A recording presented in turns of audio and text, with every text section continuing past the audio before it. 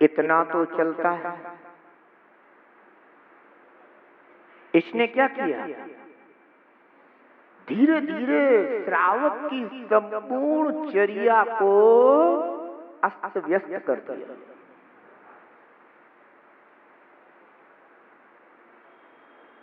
जबकि हमें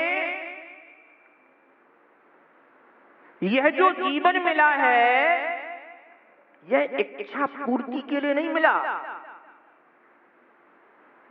अपितु जैन से जिन बनने के लिए मिला है। किस लिए मिला? जैन तो बन गए तुम जन्म लेते, लग गई संज्ञा तुम्हारे पीछे, पर तुम जैन बन गए हो तो जैन से तुम्हें जिन बनना है। जब यह जीव सच्चे देव की वाणी को सुन करके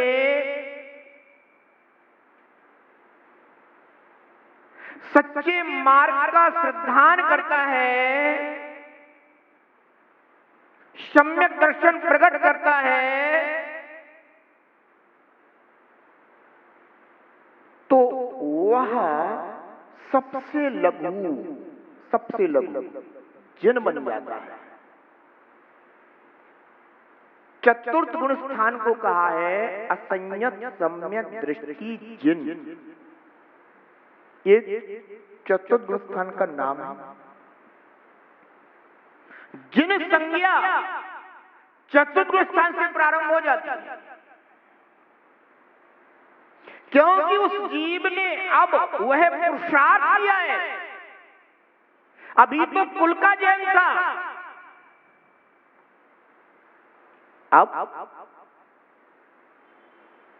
अब वह वास्तव में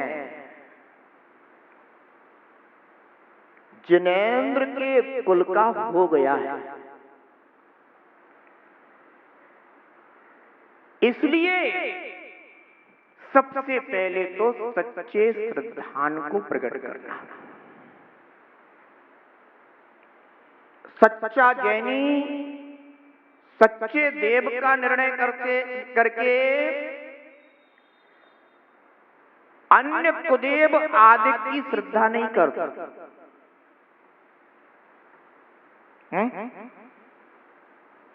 ऐसा नहीं है कि सुबह आया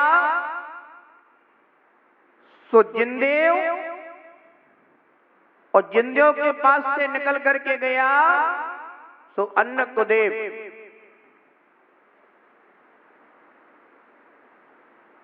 अगर ऐसा करता है तो वह अभी सच्चे देव की श्रद्धा को प्राप्त नहीं है। इसलिए ध्यान रखना, सच्चे देव तीनों लोकों में सर्वश्रेष्ठ हैं, जन्म मरण से रहित हो चुके हैं, सर्वज्ञता प्रकट हुई है, वीतरागता प्रकट हुई है, हितोपदेशिता प्रकट हुई है। ऐसे त्रिलोकी नाथ और कहां संसार में परिभ्रमण करने वाले राग द्वेष मोह आदि दुर्गुणों से, दुर्भावों से, विभावों से निरंतर पीड़ित रहने वाले, भवसागर में ही परिभ्रमण करने वाले, दोनों में बहुत बड़ा अंतर है, भेद है। इसलिए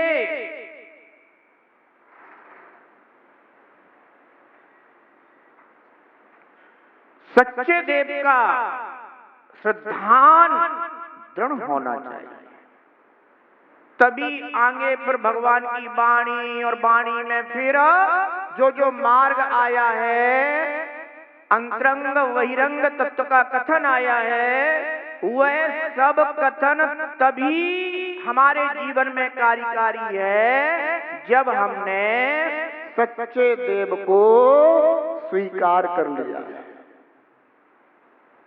और यदि तुम गंगा गए तो गंगादास और जमुना गए तो,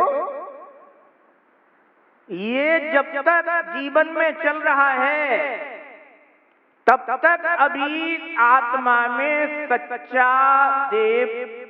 सच्चे देव का सच्चा श्रद्धान आया ही नहीं।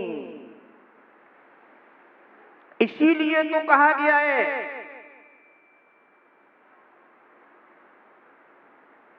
कि जिसने क्षीर सागर के जल का रसपान कर लिया हो, क्या वह कभी लवण समुद्र के खारे जल का रसपान कर सकता है? नहीं करेगा। कोई व्यक्ति खारे कूप का, माने जो कूप है उसके खारे जल का पान करता था, आस पास और कोई कूप था नहीं, या उसे पता नहीं था। किसी महानुभाव ने उसे बताया कि अरे तुम इस खारे कूप का जल पीते हो। वहां कूप है, उसका जल बहुत मिष्ट है, और एक बार अगर उसने उस कूप के मिष्ट जल का रसपान कर लिया तो सच्ची बात बताना, क्या वह पुनः अब उस कूप पर खारे जल को पीने के लिए लाएगा? अब नहीं लाएगा। क्यों नहीं लाएगा? क्योंकि अब आस्वाद आ गया है और ये पता भी चल गया है कि कूप यही है। बाकी तो जितने कूप हैं सब क्षार रस से भरे पड़े हैं। जब तक बोध नहीं था तब तक अज्ञानता में क्षार रस का पान करता रहा। परंतु हे जिनेंद्र देव, जब से हमें आपका यह सच्चा परम वीतरागी स्वरूप बोध हुआ है, अब मैं शराबता से भरे हुए खारे कूपों का जलपान अब नहीं कर सकता। इसलिए बंधो, सर्वप्रथम तो यह निर्णय होना चाहिए कि वास्तव में सच्चा देव कौन है, तभी आपके व्रत फलदायी है, तभी आपका निर्णय फलदायी है, तभी आपका धर्म कर्म फलदायी है। अन्यथा जीवन में किया गया वह व्रत आदि, नियम आदि, संयम आदि अपने लिए भाव भ्रमण का कारण कहा गया है। बंधुओं, तीनों लोकों में सच्चे देव की पूज्यता चलती है, परंतु सरागी देवों की, उनका अधिकार क्षेत्र तीनों लोक नहीं। जो उनके नीचे होंगे बस उनका वहीं तक आज्ञा आदेश चलता है। समझ गए ना? मान लीजिए कोई इंद्र हुआ, सौधर्मेंद्र हुआ, मान लो, सौधर्मेंद्र की आज्ञा आदेश कहां तक चलेगा? ऐसा तो है नहीं कि अपने बड़े देवों के ऊपर आज्ञा आदेश चलाने लग जाएगा। नहीं चला सकता। क्यों? क्योंकि वह अपने से नीचे जो उसके आश्रय में है, जो उनका स्वामी है, उन पर तो कदाचित अपनी आज्ञा आदेश चला सकता है, पर अन्य पर नहीं चला सकता। और जिनेंद्र देव का आज्ञा आदेश बतलाओ किस किस पर चलता है? जिनेंद्र देव की आज्ञा, जिनेंद्र देव का आदेश तीनों लोकों में सब जीवों के ऊपर हुआ करता है। इसलिए इस भेद को जानना बहुत जरूरी है। जब तक ये भेद नहीं जाना जाता, देव का भेद नहीं जाना जाता, तब तक इस जीव को सच्चे देव अर्थात अरिहंत देव की शरण प्राप्त नहीं होती। अब जीव यह विचार करता है कि मैं पाल तो रहा हूं, व्रत नियम संयम सब कुछ तो कर रहा हूं, अब तो हमारे लिए उत्कृष्ट लाभ होना चाहिए। पहले तो तू ये बता के तेरी श्रद्धा कैसी है, तो आगे की बात होगी। इसलिए बंधुओं,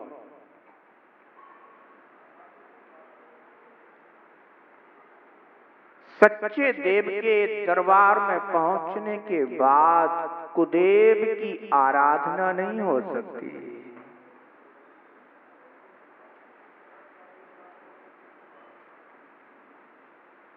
जो अन्य जीवों को परेशान करे, दुखी करे, उन पर क्रोध करे, उनका अहित करे, वह देव कैसे हो सकता है? सच्चा देव या भगवान कैसे हो सकता है? विचार करो। कई बार लोग हमारे पास आते हैं, कहते हैं गुरुदेव हम फलाने फलाने को पूछते थे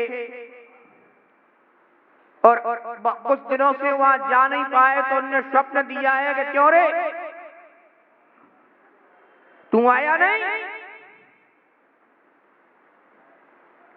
मैं तेरा ऐसा ऐसा कर दूंगा।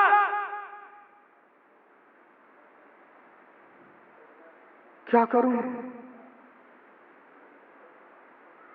अब तुझ में अगर सच्चे देव की श्रद्धा होगी ना, तो घबराएगा नहीं तू मन में ये विचार करेगा कि ये कहां का है, का समझता है अपने। अरे तीन लोग के देवादिदेव हमारे साथ खड़े हैं, अब देखता हूं ये हमारा क्या बिगाड़ कर पाता है। क्योंकि जिसकी श्रद्धा सच्चे देव में हो, उसका तीनों लोकों में कुछ भी बिगाड़ करने वाला पैदा नहीं हुआ। बिगाड़ किसका होता है? जो डगमगाता है, जो दोनों नाव पर सवारी करना चाहता है, जो सच्चे देव को भी मानता है और साथ ही साथ उन्हें भी छोड़ना नहीं चाहता। लोभ लगा है कि ये हमें कुछ दे देंगे, ये हमारे दुख कष्ट दूर कर देंगे, पर स्वयं दुखी हो वे क्या दूसरों का दुख कष्ट दूर करेंगे? अगर अंधे ही अंधे को पार लगाए तो गजब हो जाएगा। जो स्वयं संसार में परिभ्रमण कर रहे हो, वे दूसरों का संसार परिभ्रमण दूर नहीं कर सकते। इसलिए बंधुओं, सर्वज्ञ देव, सच्चे देव, हितोपदेशी, वीतरागी, जो उनके लक्षण हैं, उनका स्वरूप, उससे उनको जानकर, मानकर, स्वीकार कर हमें मिथ्या देवों की आराधना से दूर रहना चाहिए। जानते भी हैं कि वो परेशान कर देते हैं, फिर भी उन्हें कहते हो कि हम बतलाओ। घर में भी अगर कोई आदमी तो मतलब तुम्हें पड़ोसी परेशान करता हो तो पड़ोसी का संबंध बना के रखते हो क्या? ये बताओ।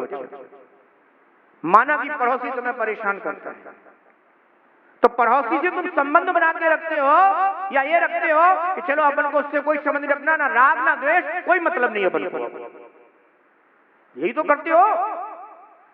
जब इस पड़ोसी के साथ तुम्हारा यह चिंतन है तो परेशान करने वाले देवों के साथ ये चिंतन क्यों नहीं? उनके लिए दिया बाती लेकर के क्यों पहुंच जाते हो? अगरबत्ती लेके पहुंच जाओगे। अरे सोचना चाहिए। कोई बात नहीं, जब तक अज्ञानता थी तब तक थी, अब मुझे सही ज्ञान प्राप्त हुआ है और आज मुझे यह बोध हुआ है कि वास्तव में मुझे किनकी शरण प्राप्त करना है और किनकी शरण का हमें परित्याग करना है।